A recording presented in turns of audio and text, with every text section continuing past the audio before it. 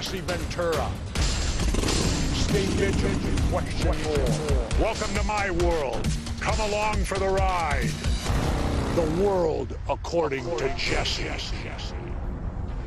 Today we discuss a potential war with Iran and a new bill that could bring abortion back to the Supreme Court. Sit tight. The show starts now.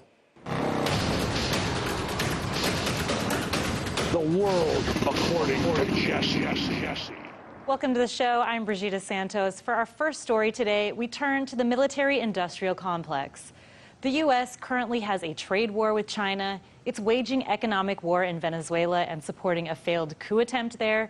It also has a never-ending Cold War with Russia, proxy wars in the Middle East and Africa, and now a potential new war with Iran. Jesse, was U.S. foreign policy always this aggressive? I mean, what happened to diplomacy? Well, you tell me, Brigida. It's ridiculous today. It seems like we're under a premise ever since 9/11 to shoot first and ask questions later. That's what it seems like we're living under now. Attack first, and then we'll use diplomacy after we attack. This is absurd. I mean, when people sit and call Russia the aggressor of the world, and then when you take a look at the facts and see that the United States spends more than the other 23 countries combined on military, and when you see how the United States reacts, every country that threatens to go off of the petroleum dollar, Libya, Syria, Iran, Iraq, you name them, we're immediately confrontational with them and all set to go to war. And you know what I find really interesting about it?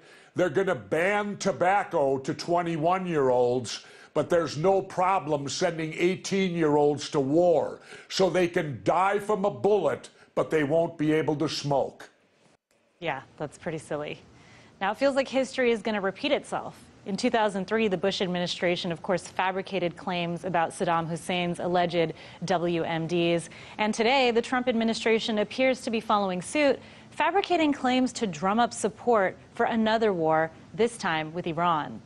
U.S. National Security Advisor John Bolton claims the U.S. is preparing for a possible Iranian attack in Iraq and Syria.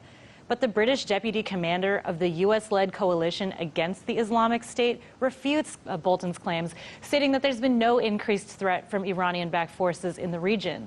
Still, the Trump administration is drafting up war plans for Iran anyway. Why? Well, I don't know why. Here we go again. We're going to go to war. We're going to spend all the money at war. And at the end of it, all of these wars, I haven't seen a result from any of them that are positive. Can anybody tell me any war we've been in since 9/11 that has a positive outcome isn't draining? We have a lot of things in our country that have to be fixed. We have a lot of expenses right here at home, and yet now we're going to fight with Iran? And who's going to pay for all this? How do we pay for all of these wars that we're involved in? And notice, the Democrats and Republicans, they passed that, and I won't call it defense bill anymore. It should be called the offense bill. Not the defense bill, the offense bill. They have no problem upping that every year, paying for it, no fights there. Let's see, we're a war society now. And until we break the stranglehold of the military-industrial complex, get ready, people. You're going to see war after war after war. And then I'll say this, whatever happened to Congress having to vote for us to go to war? What happened to that? Yeah, that's a great question because they're never pushing back. Now, in response to America pulling out of the Iran nuclear deal, Tehran has announced that it's boosting its uranium enrichment program. Iranian officials claim that the uranium would still be enriched to the limit that was set by the 2015 nuclear deal so that it's usable for a power plant. Now, that limit is below what's needed for an atomic weapon, but Iran could soon exceed the stockpile limits set by that accord. So is this something that we need to worry about, Jesse? Well, yeah, we probably should worry about it because we pulled out of it. We had an agreement with Iran. Now we've pulled out of the agreement, and if you watch and listen, the Iranians don't trust us. And why should they? We're the ones that pulled out of an agreement. You know, when you have an agreement with somebody, you should honor it. It's no different than when you go out and you buy a car and you agree to make payments every month. That's something you've agreed to do, and you should make those payments till the car's paid for. Well, we had a deal with Iran. In comes Trump, says the deal's horrible. We're pulling out of it. Now Iran isn't going to trust us. They're not going to trust us. And if you don't believe us on that, how many deals with the Native Americans have we pulled out of or changed? You know, right now, I'd tell you this. The United States is the least country in the world that I would trust for keeping their word. Right, and the problem is these deals are drafted by presidents who then are out of office in 4 to 8 years. So, of course, things are going to be changing. Absolutely. It's ridiculous to not think they aren't going to change. But the thing is, when you make a deal, you should honor that deal. You don't come in 3 to 4 years later and pull yourself out of it now and then expect the other side to look at you like they could possibly trust you ever again. You got to earn that trust. And right now, the United States is earning no trust with our allies or even our enemies. Right. Look, there is one very big difference between Iraq in 2003 and trying to sell a war with Iran today. And that's that the public now has proof that the government lies to get us into wars. We also have a lot of digital media companies that did not exist back in 2003 when the U.S. declared war on Iraq. For example, MySpace was the first social media platform that didn't exist. And today we have Facebook, Twitter, other platforms for independent voices and journalists to expose the truth. Do you think this is going to make it much harder for our government to try and sell us a war with Iran? No, not at all. They won't care at all. They could give a crap less about all of that. They don't care about that. They're going to go to their war, and it isn't going to have nothing to do with having to sell it to us. They'll lie to get us into it. The mainstream media will get behind it, and all the U.S. people will think it's a wonderful idea no matter what goes on, because we don't dare go against our leaders when it comes to war. Well, guess what? Jesse Ventura will go against our leaders when it comes to war. Britain is not the only American ally concerned with U.S. foreign policy. In fact, last week, German Chancellor Angela Merkel lumped the United States in with Europe's other rivals, China and Russia. She said, quote, "Europe needs to reposition itself in a changed world. The old certainties of the post-war order no longer apply." With our allies turning away, could we actually see the end of a unipolar world dominated by the United States, in which nations are now forced to negotiate? I don't know what you're going to see at the end of the world now, because you're seeing us alienate the allies that we've had for decades and decades and almost a century, and you're seeing us somewhat getting in bed with people that were our enemies, which there's nothing wrong with that. I like the idea we're communicating. I approve of that much more than pulling the trigger. You need to talk first, not shoot first. But the United States has this attitude, if anybody goes against our will, we'll shoot first. And so I think it's very dangerous now, because the United States is really putting itself on an island now. Who will our allies be if we alienate Europe and we alienate many of our old allies? And are we really getting in bed with new allies? And are these new allies really dictators all around the world, that we're going to be fine with them and not fine with our old allies? It's a confusing world we live in right now, Bijita. Absolutely. Now, it's important to look at history when we talk about Iran. Back in 2013, the CIA finally revealed that it was behind the 1953 coup against Iran's democratically elected Prime Minister Mohammad Mossadegh. Classified documents outline how Britain enlisted the United States to overthrow Mossadegh so the United Kingdom could maintain control of Iran's oil industry. Now, at that time, Mossadegh had just nationalized the UK-owned Anglo-Persian oil company known today as British Petroleum. Now, this threatened Britain's economic interests. Until then, the company had held exclusive rights to extract, refine, export, and sell Iranian oil while giving Iran very little in return. Nationalization, of course, meant that Britain could be cut out, and the Iranian people would actually start profiting off their own country's oil. So the CIA overthrew Mossadegh and installed a leader who was more sympathetic to Western interests, but was actually much more of a dictator. And that was the first time the CIA had ever overthrown a government, but it was not the last. So this is really where it all began, Jesse, and it appears to be coming back full circle. Absolutely. This is where it began, the overthrow of the Iranian government. Now we're trying to overthrow the Venezuelan government for the exact same thing. Because Hugo Chavez nationalized their oil, wouldn't let the oil companies in, so that means right away war with the United States, whether physical shooting war or embargo war with the United States. It's the same thing we're doing with them. It's all about that. And yet we sit back and tell people that we're out for the good. No, we're out for the money. Just like when General Smedley Butler said he fought for the United Fruit Corporation. He didn't fight for America. That's the problem. Our military is today fighting for the oil companies. They're not fighting for the United States, and we're willing to go to war for any country that won't allow international oil companies to come in and get their oil. All right, let's move on to some domestic news.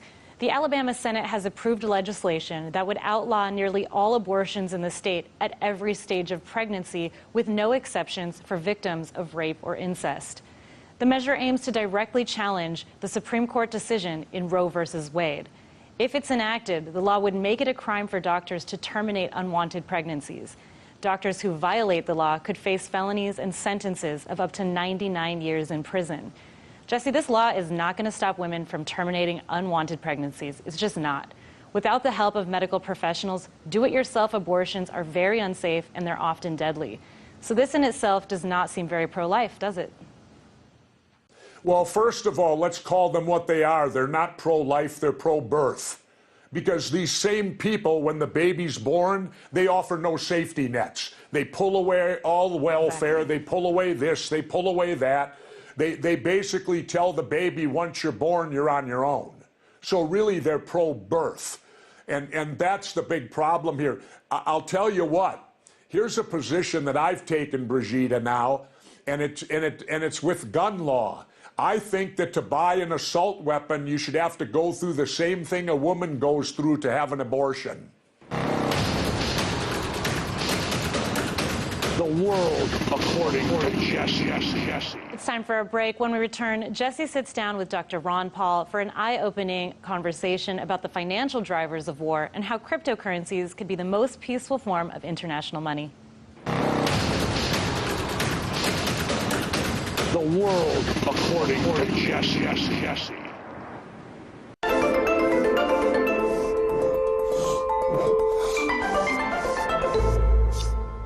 Don't look good. Yeah, it looks like it's both. Just what I don't need. This is what you do need. Complete the application within minutes, and if approved, you may get the money you need as soon as tomorrow. Money's on the way with CashNet USA. My son needs this drug. I hope it doesn't cost too much. I hope my insurance pays for it. Can you tell me how much this will be? 67. Sorry. Wait, have you heard about GoodRx? GoodRx finds free coupons to help you save up to 80% on your prescriptions. Wow. I had no idea. GoodRx. Stop paying too much for your prescriptions.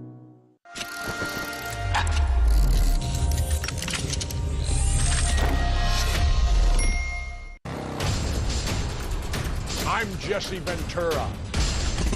Stay vigilant and question more. Welcome to my world. Come along for the ride. The world according to Jesse. It's my pleasure to welcome Dr. Ron Paul back to The World According to Jesse. He joins me now from Clute, Texas, to talk about the economy and a whole bunch of subjects. First and foremost, Dr. Paul, you were in Congress. I have to ask you, whatever happened to Congress voting for us to go to war? It seems today all it takes is the media and the president, and we go to war. Isn't that unconstitutional?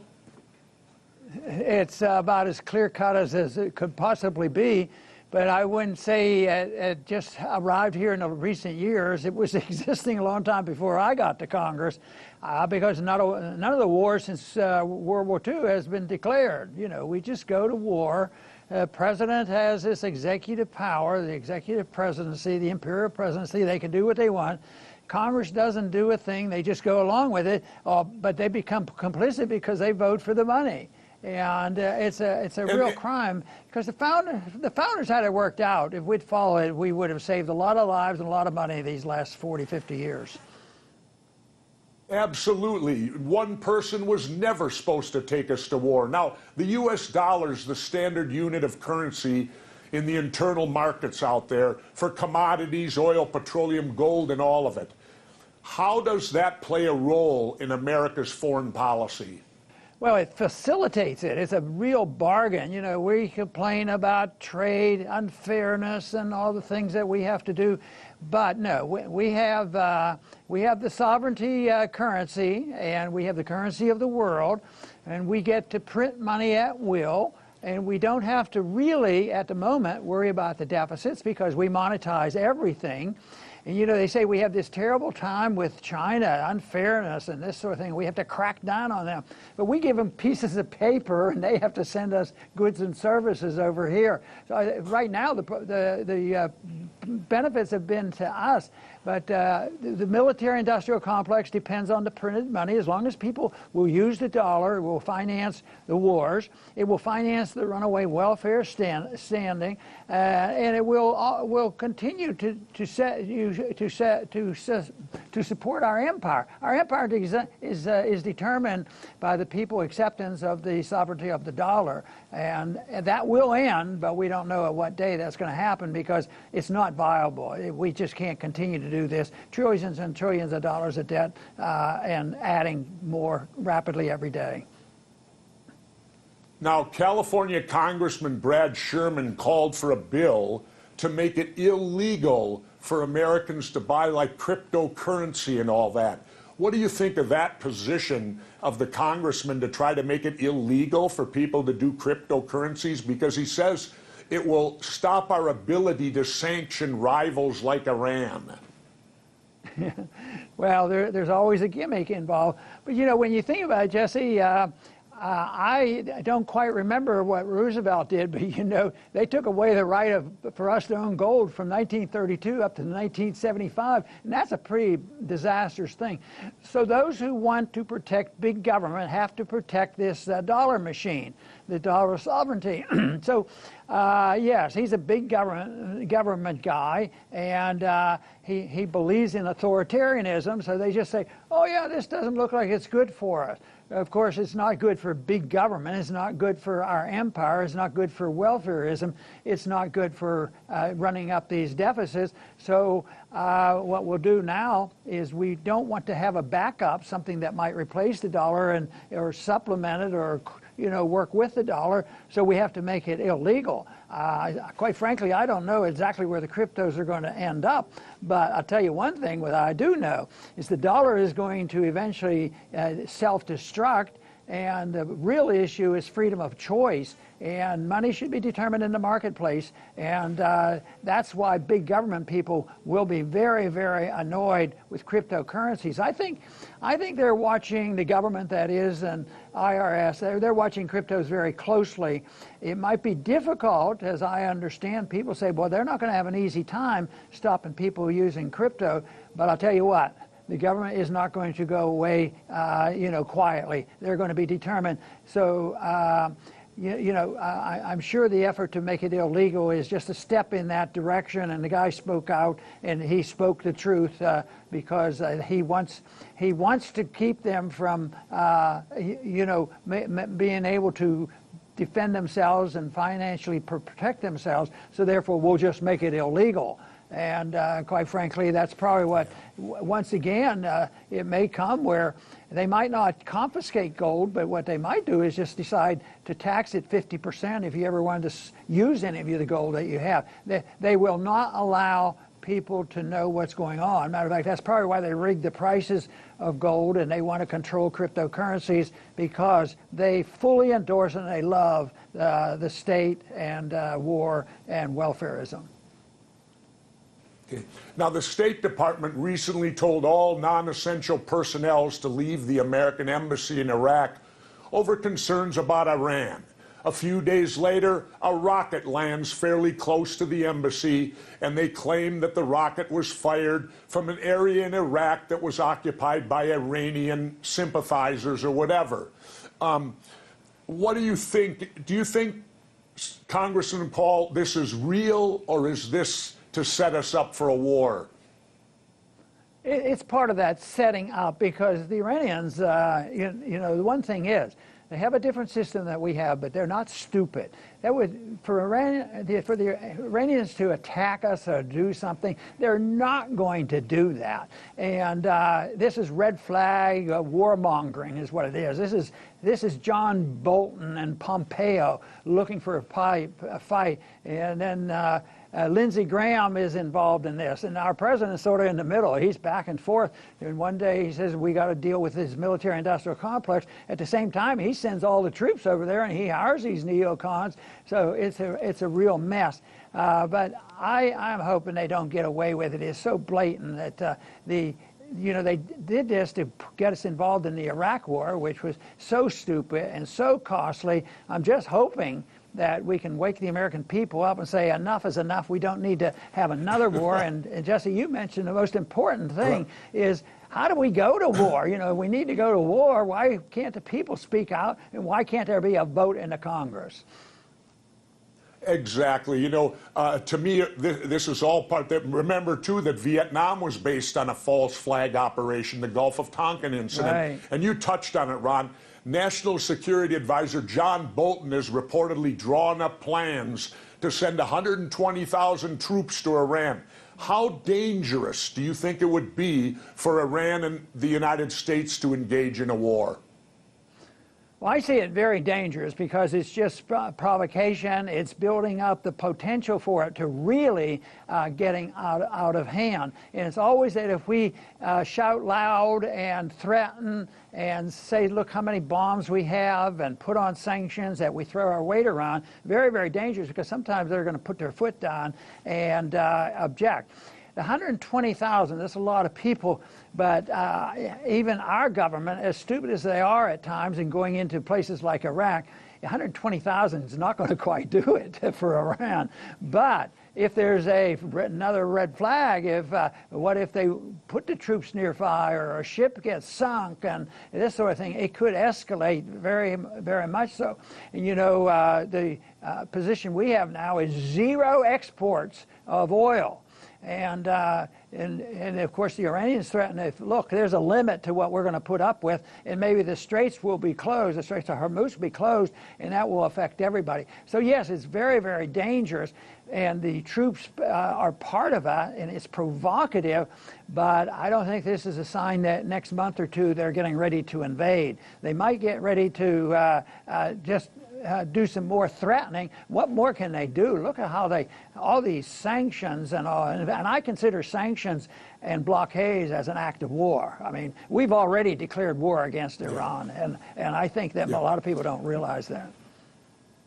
Yeah. Now, Iran's president recently stated they're open to negotiation, but they will never be bullied, and they will never surrender to anyone who tries to bully them. Do you think there's any hope in negotiating through this?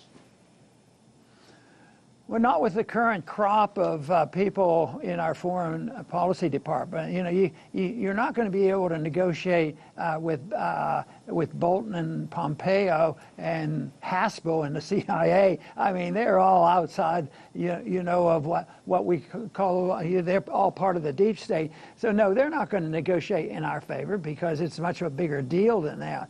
But it's a shame, you know. I'm sure you observe that when somebody's running for office, in this country, they're always talking about peace. You know, Trump did it and Bush did it. Bush talked about non-intervention and not being the policeman of the world, a humble foreign policy. But Trump still talks that way one day, and then the next day he says, I'm going to send 120,000 troops over there, and you better watch out. And he sends a Navy over there. Pretty soon they're going to call you back up, Jesse, and put you to business over there again. No, thanks. Now, this year, Ron, Congress used its War Power Act for the first time, voting to end U.S. involvement in Saudi Arabia's war in Yemen. Trump, of course, vetoed the bill. Why didn't they override his veto? They didn't have the votes. They should have tried it anyway, just to show where people stood. But no, I think that's in a way a victory, in the sense that people are starting to realize that they should react, and the Congress should have a responsibility. And the people, you know, usually have something to say about this too. The Vietnam War didn't end up by them getting common sense. It ended up when the American people said, enough of us, enough of this, get out of here, let's quit this thing. So we, you know, finally leave. And I know you're in favor as well as I am. Why don't we, you know, stop the wars before they start? That's what we need to do. And that's why, you know, the War Powers Resolution is very imperfect, because technically it legalizes war for 90 days. But there is that provision, which I supported and used. I used it when I was in office. I always tried to get votes like that, making the point that we do have an option to get out, but this is the first time it was used. But it means that we still, you and I and many others, have a responsibility to get the people to support positions now, to try to get our governments to act reasonably, rather than waiting until it's too late. Unfortunately, Ron, we're out of time. My show's only so long, but I want to personally thank you very much for coming on, sharing your perspective, and let's do it again a few months down the road after some of these things play out. Great, Jesse. Nice being with you. The world according to Jesse. Thanks for watching, everyone. Send us your comments on Facebook and Twitter for a chance to be featured in next week's episode, when we look at the first known interstellar object in our solar system. Our guest, the chair of Harvard's astronomy department, says the object may have come from a technologically advanced space civilization. And remember, when the government lies, the truth becomes a traitor. Man, there's a lot of traitors out there today. Stay vigilant. The world according to Jesse.